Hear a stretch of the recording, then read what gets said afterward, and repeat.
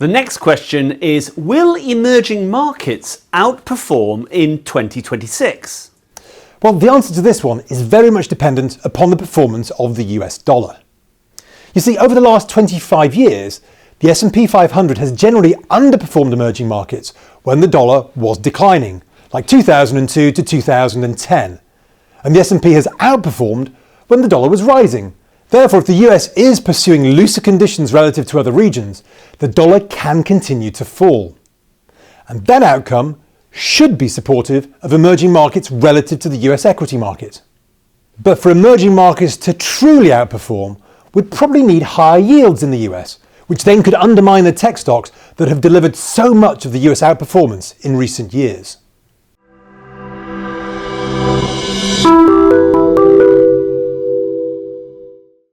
And our final question is, will 2026 be more challenging than 2025?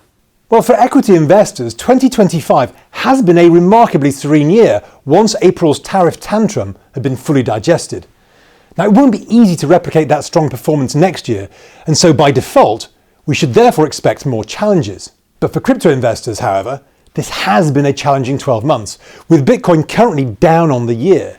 For 2026, the debate is raging about whether the 4-year cycle or the business cycle will dominate. And that's a program in itself. But performance will largely hinge on liquidity.